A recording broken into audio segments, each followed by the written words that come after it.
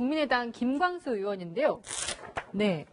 굉장히 미스테리한 사건에 휘말렸습니다. 이 전주의 한 원룸에서 여성과 소란을 벌이다 경찰에 체포가 됐는데요. 먼저 김광수 의원이 누군지 지난 이낙연 국무총리 인사청문회 당시 모습 보고 오시겠습니다. 전두환 대통령에 대해서 전 대통령에 대해서 어떻게 평가하십니까? 법원에서 이미 판정한 것처럼 내란 죄의 수괴였습니다. 5월 광주 시민들에게 발포를 명령한 사람이 누구라고 생각하시나요? 네, 그분이라고 많이 추정되고 있습니다. 자, 김창원 차장. 저 이낙연 국무총리 후보자 때 이제 청문회로 나섰던 김광수 의원. 그동안에는 저희가 이름을 공개하지 않았고 얼굴을 공개하지 않았다. 이제 오늘부터 공개하게 되었습니다. 본인이 SNS에 해명글을 올렸기 때문에 이제 공개한다는 점 말씀을 드리고. 자, 이 일이 일어났던 것이 새벽 2시라면서요. 2시에 이 국회의원이 웬 여성의 원룸에 있다가 소란이 나서 그걸 주민이 신고해서 일어난 그렇죠. 거죠. 예. 사건 개요를 먼저 좀 말씀을 드리면 이게 토요일 날 새벽 2시에 일어났던 일입니다. 예. 전북 전주시 이제 지역구 의원인데요. 네. 이제 완산구에 있는 오피스텔 원룸에서 워낙 시끄러우니까 112 신고가 들어간 거예요. 예. 주민 신고가. 그래서 경찰이 출동해서 보니까 이 뭐 유혈이 낭자하고 예. 뭐 흉기를 들고 있고 그 여성분이. 예. 그래서 이제 이게 그 토요일 날 보도가 될 당시에는 김광수 의원을 이제 익명으로 처리를 하면서 예. 피해자라고 생각을 했기 때문에 칼에 찔렸기 네, 본인이 흉기에 다쳤기 때문에 흉기에 찔렸다 이렇게 본인이 맨 처음에 해명을 했었거든요.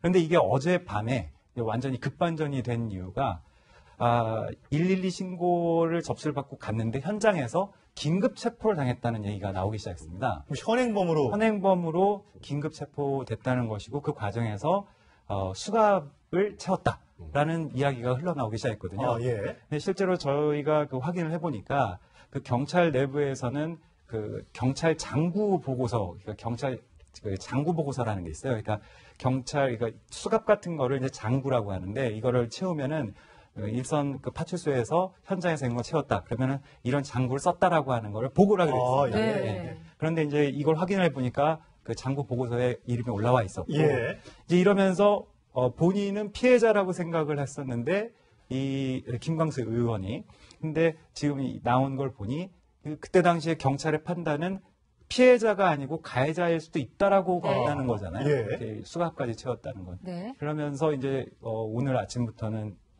익명 처리를 이제 공개하기로 했고 예. 네. 상황은 이제 그렇게 된 상황입니다. 일단 지금 가장 미스테리한 것이 이 여성이 누구냐인데 이 김광수 의원 측은 선거 캠프에서 오랫동안 도와준 여성이었다 이렇게 얘기를 했어요. 그런데 이 여성이 또 처음에 경찰한테는 이 김광수 의원이 남편이라고 했다 이렇게 얘기를 했다고 해서 굉장히 의문이 많이 남아요. 이 부분은 뭐 지금 김광수 의원이 극구 부인하고 있기 때문에 뭐 어떻게 단정적으로 말씀드릴 수 있는 상황은 아닌 것 같은데 네. 당시에 이 여성은 경찰을 만나서 저 김광수 의원이 본인의 남편이라는 표현을 썼다면 김광수 의원의 본 부인은 일단 아니란 말이에요. 예. 그러니까 혹시 내연 관계가 아니냐라는 얘기가 일단 나오는 건데 김광수 의원 입장에서는 그런 관계가 전혀 아니고 저번 총선 때 나를 도와줬던 그런 선거를 도와줬던 사람이었는데 좀 전화가 와서 그 뭔가 자해할 것 같은 느낌이 들어서 자기가 뭔가 느낌이 안 좋아서 그 여성의 집에 찾아갔고 거기서 자해하려는 걸 막다가 본인이 그 여성의 흉기에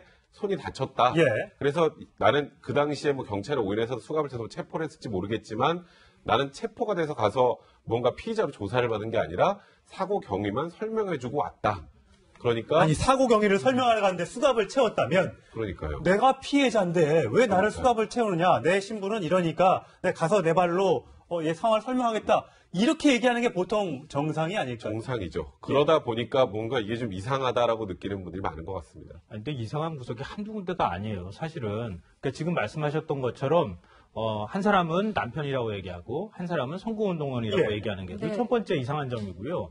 두 번째 이상한 점은 두 사람이 일단은 두 번째로는 만약에 선거운동을 했던 사람이 자해를 시도하려고 했다 그러면 아니 국회의원 한번 부르기 얼마나 힘든데 국회의원이 거기까지 왜 쫓아가겠습니까? 경찰에 신고를 한다거나? 신고하죠. 예. 아니면 보좌관을 보내던가 다른 사람을 보냈겠죠. 왜 굳이 거기까지 쫓아갔을까? 이것도 좀 의문이고요. 세 번째 의문은 뭐냐면 그렇게 해서 오히려 김광수 의원이 피해자잖아요. 지금 예. 김광수 의원 설명으로는. 그렇죠. 근데 다음날 오전 8시에 경찰이 이 사건 조사를 다시 하기 위해서 그 오피스텔을 다시 찾아갔는데 두 사람이 그 안에서 같이 있었다는 거 아니에요? 그러니까 문을 열어달라고 하니까 처음엔 문을 안 열어주고 버티다가 나중에야 문을 열어줬다는 왜요? 겁니다. 글쎄요, 그건 모르죠. 두 사람만 그 안에 있었으니까. 그러니까 왜 근데 피해자고 손에 10방울씩이나 꿰매는 상처를 입었는데도 불구하고 다음날 찾아갔는가 이거고요. 또 하나의 의문은 찾아가고 난 다음에 경찰이 조사를 했을 거 아니겠어요? 조사를 했는데 녀석이 별일 아니다. 그러면서 처음에는 도와달라고 살려달라고 했는데 그 다음에 말이 다 바뀌었다는 거예요. 그리고 마지막 의문점. 그리고 김광수 의원은 떳떳하면 그냥 있으면 될 것을 왜 갑자기 가족이 있는 미국으로 곧바로 비행기를 타고 날아갔느냐. 그럼 지금 경찰 조사를 못하는 상황이 되고 그렇죠. 예. 왜 그러면 이렇게 앞뒤가 안 맞는 얘기들이 계속 벌어지고 있는가. 이건 더 조사를 해봐야 될 문제인 것 같아요. 뭐라가 제가 임의로 추측하기가 굉장히 어려워가지고 더 이상 말씀드리기가 좀 그렇네요. 네. 근데 그 미국 출국 부분은요, 이게 예. 원래 계획에 있었던 겁니다. 그러니까 여름 휴가차. 김광수 의원이 속칭 이제 기러기 아빠입니다. 예. 그래서 부인하고 자녀분이 외국에 있는 걸로 돼 있는데요. 그래서 원래 나가기로 돼 있었어요. 5일 날인가 6일 날. 예. 이제 이 사건이 일어난 그 당일이었던 것 같고요. 그다음에 아마 아까 그 부인이다, 그러니까 아내다라고 그렇게 그 얘기를 했다면서요. 그 같이 있었던 그 오피스텔에 있었던 분이. 근데 이제 그걸 아직은 이제 뭐 좀 섣부른 이야기이기 때문에 함부로 이야기가 힘들어서 그렇습니다만 좀 이해가 되는 부분은 이렇게 이해할 수도 있습니다. 뭐냐면 이 국회의원 신분인데 밤에 네. 누가 봐도 좀 이해가 안 되는 그런 상황이기 때문에 이게 사실로 밝혀지면 더 시끄러워지잖아요. 그러니까 이제 경찰 앞에서는 그냥 우리 부부싸움이었다. 네. 이게 원래는 112 신고가 들어갔으니까 이건 주민신고로 들어갔는데 이게 부부간에 있었던 그런 불화였다라고 하면 좀 넘어갈 수가 있잖아요. 그래서 이제 그런 식으로 경찰 조사에서 이야기하지 않았나 싶긴 한데 예. 이해를 한다면 그렇다는 겁니다. 예. 근데 이제 그거는 제가 좀 말씀드리면요. 만약에 이제 이웃 주민의 신고로 왔는데 이 사건을 빨리 수습하고 경찰로 이 사건을 보내지 않기 위해서 그냥 저희 부부입니다라고 했다면 말씀 맞아요. 충분히 이해가 되는데 네. 이 여성분이 살려달라고 그랬어요. 경찰에 왔는데. 처음엔. 살려달라고 하고 부인이라고 했는데 이거를 사건을 무마하기 위해서 일단 남편 부인 관계가 아닌데 그렇게 얘기했다는 게 좀 앞뒤가 안 맞는 부분이 있기 때문에 저희가 계속 미스테리하다고밖에 할 수가 없는 것 그렇네요. 같습니다. 아니, 네. 방금들의 설명이 맞다면 더 심각한 문제예요. 왜냐하면 우리가 부부 관계고 지금 서로 다퉜다고 만약에 이게 큰 문제 아니라고 덮으려고 했었다고 한다면 그러면 큰 문제가 아닌 거죠. 그러니까 일회성 해프닝일 수 있는데 그게 아니라는 거잖아요. 그냥 진짜 국회의원과 선거운동원인데 왜 칼부림이 일어나는 상황까지 갔을까? 예. 이러면 뭔가 공개할 수 없는 굉장히 심각한 문제가 뭔가가 있었던 거 아닌가라고 생각할 수밖에 없는 거고 그러면 우리가 조금 더 이렇게 상상력을 발휘하면 혹시 선거 과정에서 뭔가가 있었던 거 아닐까? 그럼 공직선거법 문제까지도 생각할 수 있는 거예요. 그러니까 오히려 더 심각한 상황이 되는 거다. 좀 그렇게 생각해요. 전직 의원으로서 그 선거운동원일 수는 있겠죠. 근데 이제 김광수 의원 이야기는 그게 다다.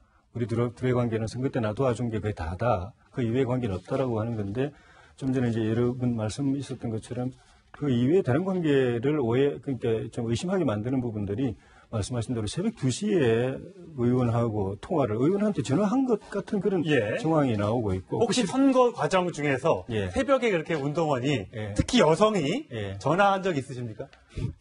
혹시라도. 새벽 2시가 아니라 낮 시간에도 그런 일은 거의 없습니다. 예. 무슨 낮 뭐 2시에도요? 상대 후보 쪽에서 무슨 선거운동을 하는 걸 포착해가지고 예. 고발한다든지 이런 건 몰라도 네. 선거운동은 그냥 선거운동을 해주는 거지. 예. 자원봉사를 해주는 거지. 또 와서 뭐 전화로 봉사하든 밖에 나가서 이제 그 홍보를 하든 자기 일을 하는 거지. 의원한테 1대1로 통화를 하는 그런 선거운동은 별로 없습니다. 예. 네. 선거운동을 넘어서 가지고 당직자인 경우에는 뭐 개인적으로 가끔씩 이제 업무상 통화할 수 있지만은 단순 선거운동원이 그렇게 다 통화하는 건 쉽지 않은데 새벽 2시에 통화를 했고 또 어쨌든 그 김광석 의원 말대로 그게 사실이라고 한다면 자기가 뭐 자해 또는 자살 같은 뉘앙스를 풍겼다는 건데 네. 그거를 정말 그렇게 절망적인 뭐 이렇게 본인에 대해서 굉장히 좀 그런 상황이었다고 한다면은 그걸 왜 이분한테 새벽에 전화를 했었는가? 그렇네요. 그리고 좀 전에 말씀하셨던 것처럼 단순 선거운동원이라면 그 주변의 사람들한테 빨리 알려가지고 빨리 뭐 이렇게 한다든가 그래 해야 되는 게 상식인데 그런 저런 것들이 좀 의심하게 만드는 부분들이 있어가지고 법적인 문제와 더불어서 또 의원들은 국회의원은 또 이 도덕적 기준이 굉장히 높아야 되기 때문에 그런 부분에서 또 실망시키는 일이 있지 않을까 네. 그런 염려가 드네요. 네, 일단 현재 미국에 체류하고 있기 때문에 언론 들어와서 경찰에 제대로 된 상황을 좀 설명을 하고 누명이 있었다면 또 억울한 점이 있다면 거기에 대해서 밝히면 될 일입니다.